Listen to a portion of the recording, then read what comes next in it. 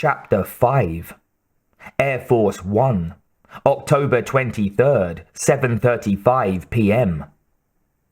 Mousy, they used to call him when he was in Congress.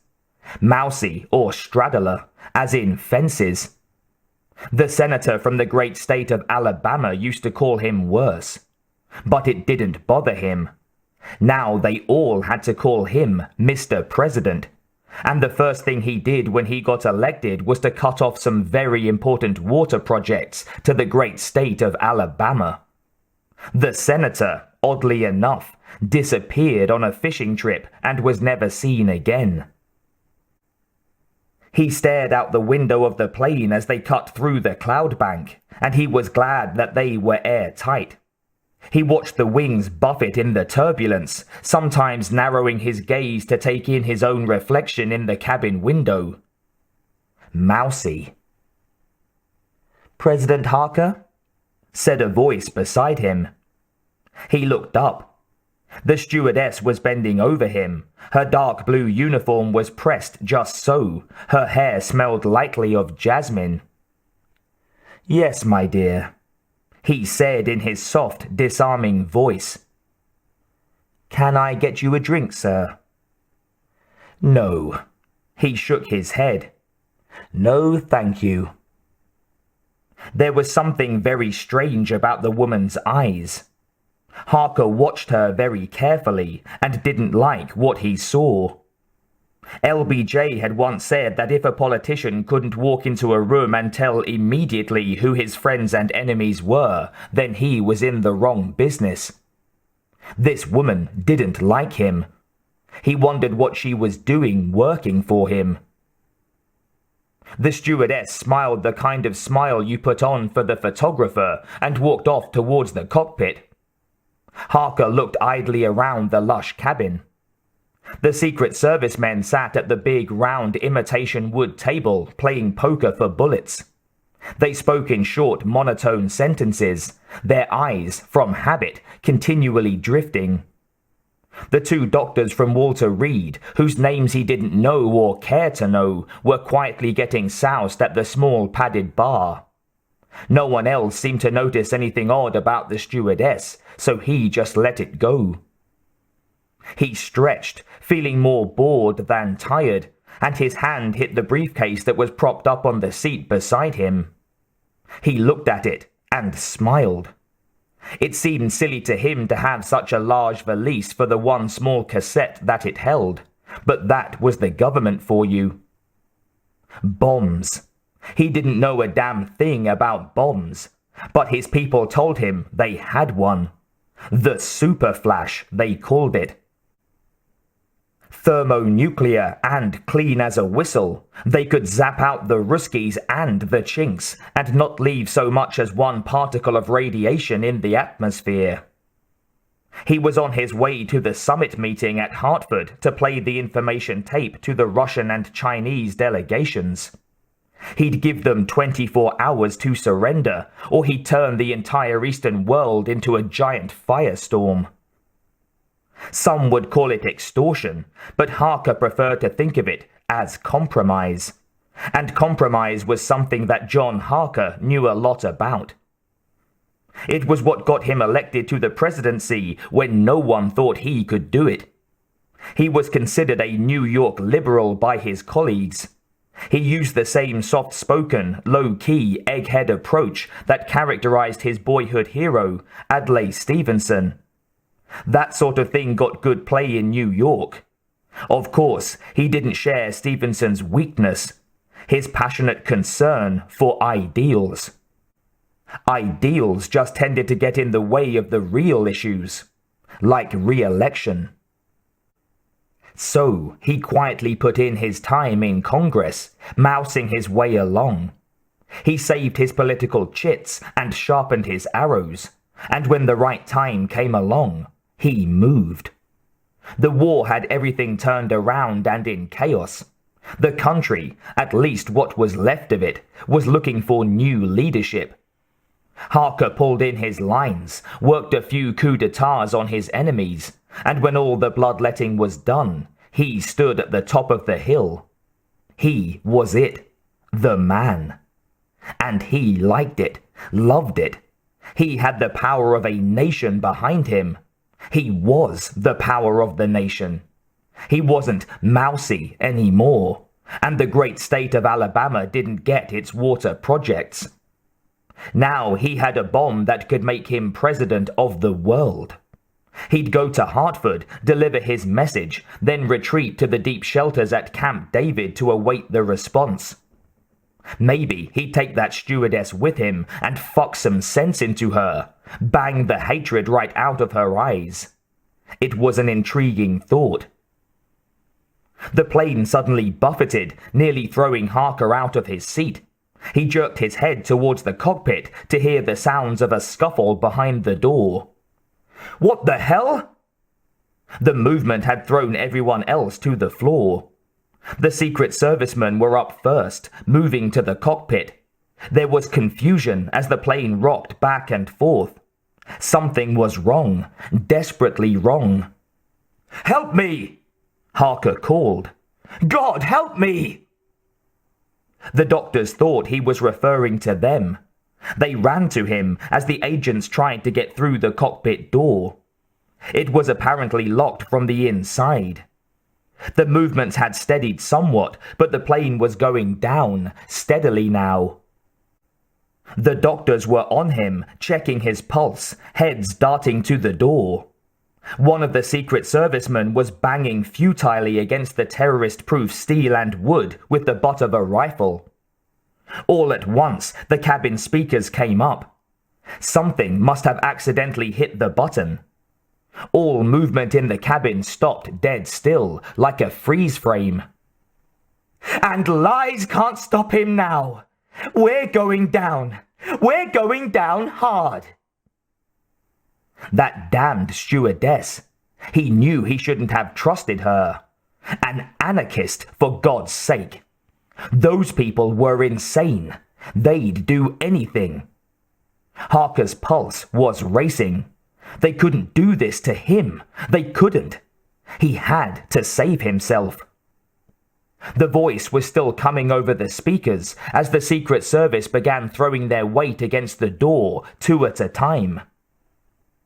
"All your guns and spying and computers can't stop the people's rightful vengeance. Can't stop me." Her voice was rising in intensity, peaked with hysteria. "Tell this to the workers when they ask where your leader went." There was a pause. Harker shoved the doctors away from him. They were too scared to be of any use anyway. The escape pod, that's what he needed. He felt for the revolver in his jacket pocket. He was going to have the pod. He'd defend it if he had to. The woman spoke again. Her words came more slowly. She was obviously reading. Her voice was vibrating, insane. Harker knew that she fully intended to take the plane down and to die with it. "We, the soldiers of the National Liberation Front of America, in the name of the workers and all the oppressed of this imperialist country, have struck a fatal blow to the racist police state." 2 of the Secret Servicemen ran back to Harker while the other continued banging on the door. One of them was talking. "Sir, we can't get—" "Jesus Christ! Shoot the lock!" Harker screamed. The man's head was darting. "We can't. She's pressurized the cabin." "Rip out the hinges!" One of the men began pulling him to his feet. "We've got to get you to the pod, sir." Yes, by all means." His mind was whirling, out of control. He was trying to move, to walk. But they were handcuffing his wrist to that stupid briefcase. That was about the last thing he needed right then. They had him walking. His free hand fingered the gun in his pocket, just in case. They moved to the rear of the cabin. One of the men was already turning the wheel lock in the floor that led to the pod. He turned once more to the front of the plane. The man up there was having some luck with the hinges. "The door!" he started. "No time." They were easing him down into the pod. It was small and cramped, claustrophobic. There was a tiny padded seat, the walls likewise padded. The only instrumentation was a readout screen that sat in front of the seat. Hands were fastening his seatbelt. Someone clamped an aluminium bracelet onto his wrist, and the readout board immediately lit up, showing in moving blips his life functions: blood pressure, heartbeat, and temperature. He thought about how silly it was to have a machine tell him when he died. He looked up just once to see faces staring down at him. Every one of them wanted to be in that pod. His fingers tightened on the pistol.